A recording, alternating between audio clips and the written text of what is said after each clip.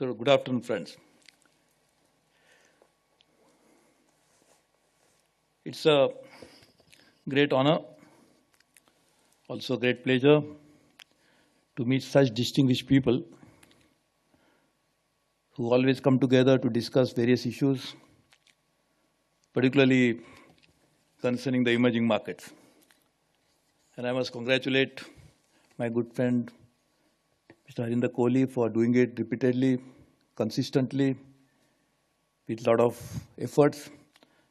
And therefore, this is another edition of this Emerging Market Forum taking place in Paris. So, we're very happy to be here. Thank you very much for inviting me. I think when Mr. Kohli and his colleagues must have conceived this idea of Emerging Markets Forum, there was always must be thinking that there are a lot of emerged world, and now we really need to deal with the emerging world. So the emerged world seems to be perfect. There was, really speaking, no problems. All the problems seems to be in the emerging world. And therefore, the idea could be that how do you use the best practices of the emerged world to be applied into emerging world?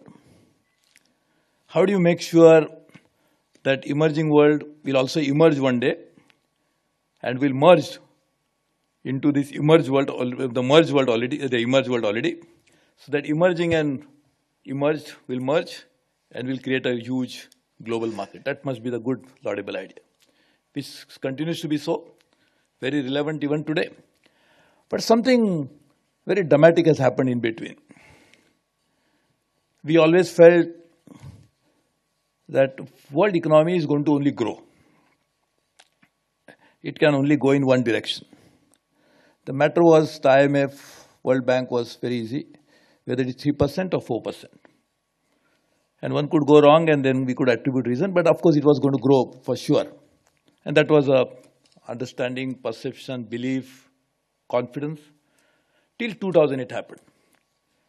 And suddenly we started thinking, oh, there is a possibility that this growth, which has been unprecedented in the global economic history, which was witnessed till then, in that shortest possible time, there is possibly a question mark there. But then we thought probably, yes, this could be an aberration, but still growth will continue. This is just a temporary phase. And now, after almost 8 years, we still don't know where we are heading for. The biggest problem is not a slowdown. The slowdown is always happens. This is cyclical. It could be for various other fundamental reasons, structural reasons. But what is more worrying is that nobody knows what's happening. And that's the most fundamental problem of the global economy today. If you ask anybody what is happening, he said, that is the only thing I don't know. I can tell you something else. And therefore, this big challenge, the question marks before all of us is to understand what is happening and then to find a solution.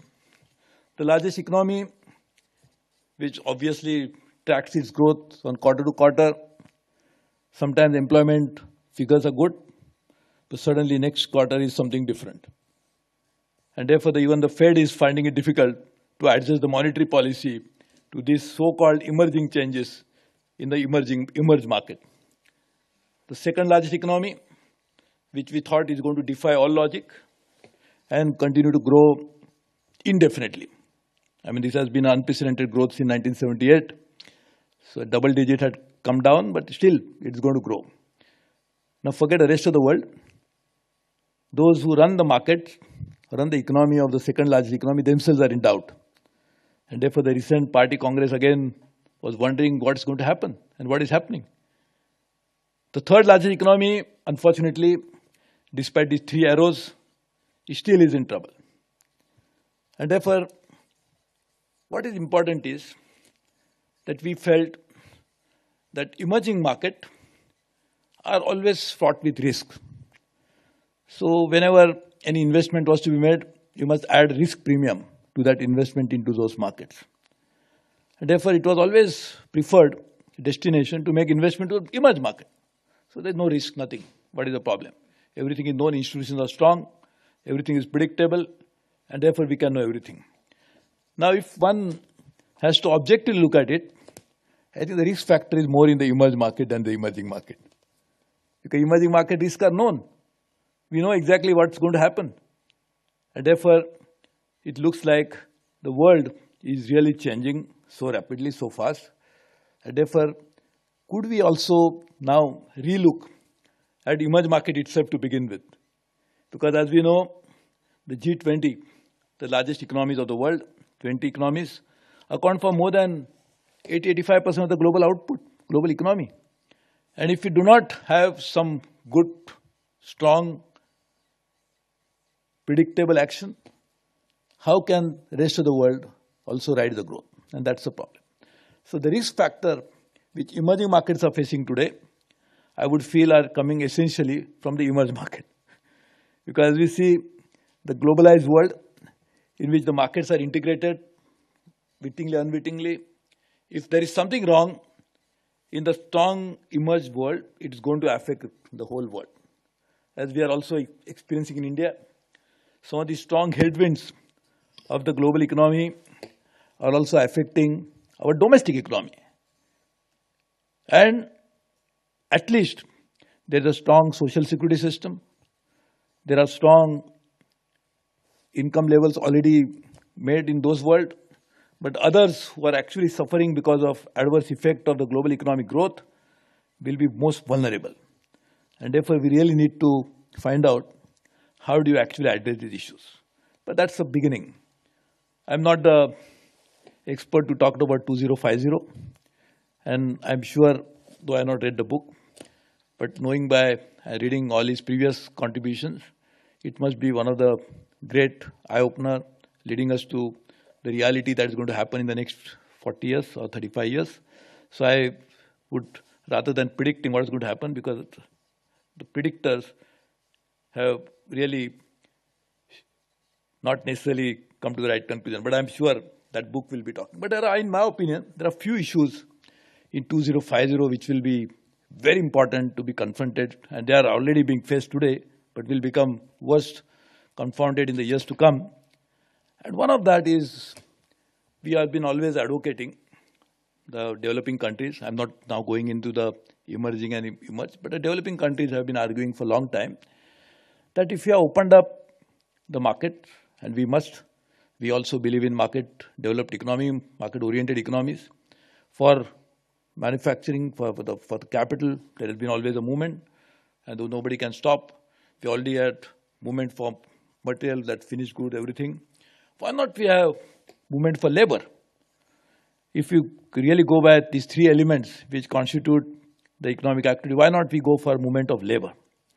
And the argument always was, no, that's a completely different issue, because the sovereign states have a responsibility, we cannot do it. And therefore, this cannot be dealt with. This is something which has to be left out. Now just imagine the worst sufferers of unplanned refugee influx is Europe. And why it is happening?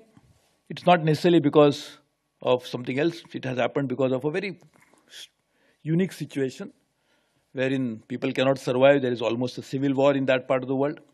But the point is, if you don't allow a movement of people from one end to another, it's going to happen by perforce, by way of people moving because they will find a better opportunity. So the globalized world cannot just prevent people from going from one end to another. So one of the things that we really need to look at is how do you address the issue of mobility of professionals, people who seek better opportunities, and they'll be able to move into different parts of the world without affecting the national sovereign policy. That's understandable. But how do you do that is going to be a major issue. And therefore, one of the major problems we are facing today is arising out of this. But in my opinion, the big challenge that's going to come when the president of Ivory Coast was saying that what's going to be the population, we are going to already more than 7 billion. And if you are going to be 10 billion by then, I think that's what you must have predicted. I've not read it. I don't know how are we going to tackle this such a large population and without allowing them to be part of this process. So one of the challenge, in my opinion, going to be at that time, which already start happening now, is the immigration problem. People will like to move. You cannot prevent them. You cannot stop them. But the best way to deal with this is to regulate it. How do you do that is something which we really need to look at. So that's a governance issue. So I'm sure you would have talked about global governance must emerge to deal with some of the big challenges we are going to face in year 2050. And you cannot deal with the 2050 problems in 2050. Those problems would have worse compounded if you don't deal with them now. You must start planning for it now. And therefore, one of the global institutional challenge, and that's the governance issue, is how do you deal with this? And in my opinion, the refugees and this mass migration might come from three sources. One is, of course, this war-like situation. I hope they will not be there over a period of time. But such will be one. That will be a trigger. The second, most important, will come, as I said, because of people want to take up jobs. If a doctor in particular part of the world has to go and work in the developed world, preventing him is something not going to work. So how do you make sure that we actually have harmonization of qualifications, experience, something like this, so that will allow people to migrate to work properly? The third trigger for this movement of people on a large scale will happen because there will be something like climate refugees. People will actually move from one end to another because they will not be able to survive on their part of the world.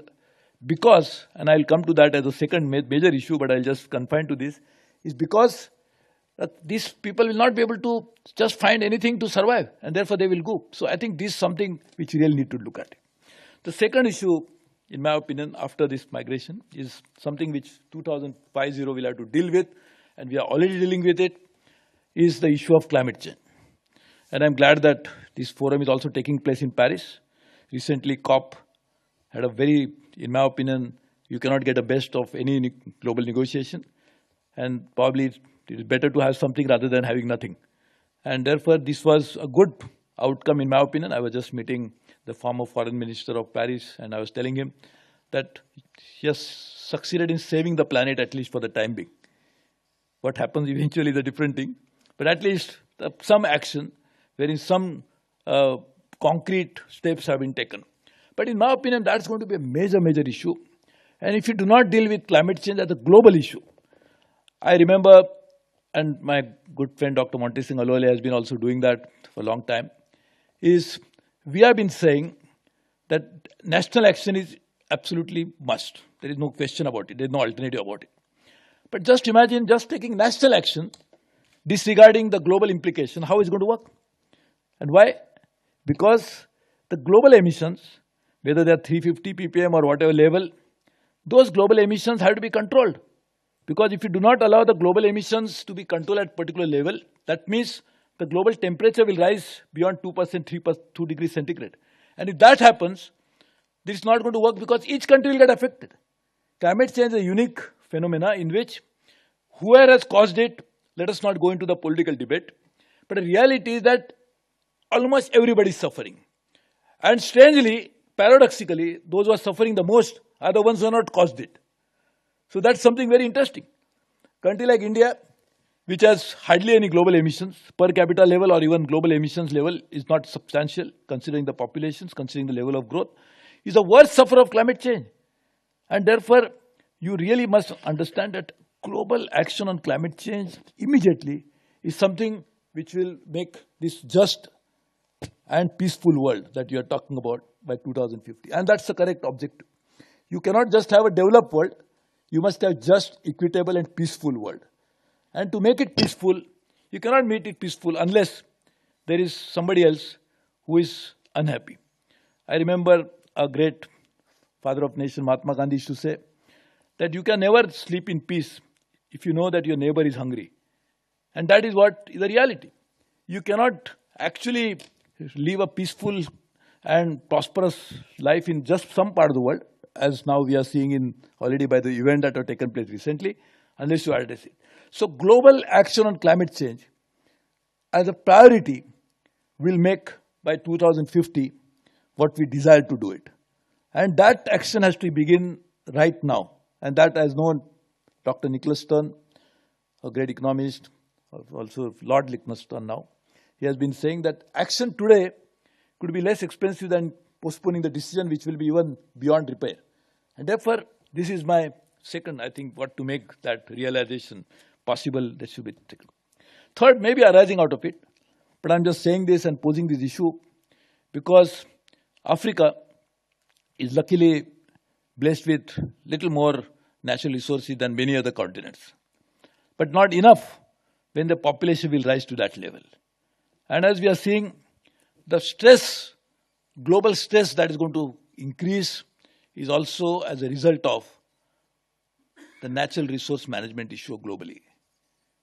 Water is going to be a big, big challenge of the world, if it has not already become. Some part of the world are already suffering, but some more will suffer, and I think only the increase will happen. So how do you deal with water? Is it a local problem? Yes, it is. But also it's a global problem, because this manifestation of a local problem to become a global problem is a matter of time. So if you want a just, equitable, peaceful world, we must address this problem as a global solution. And it is also possible.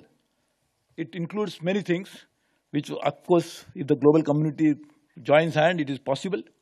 Because at least in most developing countries, the most of the water is used for agriculture. So agriculture is a sustainability issue, but also agriculture is a livelihood issue. If we not have agriculture, people will not get jobs. Now, you cannot do agriculture without water. So some part of the world were blessed with more water, like Latin America, 26% of the global water, only 6% of the population. Or North America, particularly Canada, with a lot of water. Could we think about a global ecosystem, global system, whereby you could have a new cropping pattern? Because when you actually grow food or grow any agriculture product and you actually export it, you are actually exporting water. It's a virtual export of water. So could we think about a new governance, global ideas to come out with? And we have a FAO, but I don't know whether they are actually addressing the issues like this. But if you want a good, equitable world, which has to be there, we must deal with these issues in a very, very effective way.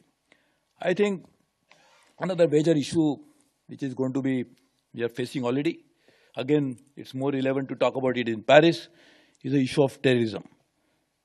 If you want peaceful world cannot exist with terrorism some part of the world. So unless you address that issue in a proper manner, and we need global cooperation for that, this issue cannot be dealt by individual country. Because as we are seeing, that ideology may originate somewhere else, the perpetrators may be different people, and actually the victims may be completely different. So it's again part of a global system. So therefore we really need to deal with some of these global issues of this kind, magnitude, as global challenges, and global community must actually join hands to deal with this. I'm deliberately not mentioning all those global issues which are dealing with anywhere at the global level, whether it's trade issues, whether issues of economy, there are institutions which are dealing with them. But some of the issues we really need for climate change. Of course, we have a global issue, we UNFCCC, but not so much action. So I think we really need to look at some of the issues from governance perspective, some of the issues from the idea of how do you deal with them, and how to deal with them in a collaborative way, wherein there will be a win-win situation that can emerge. It cannot be the loser and the winner's game, so nothing will happen, as we saw in the climate change negotiation.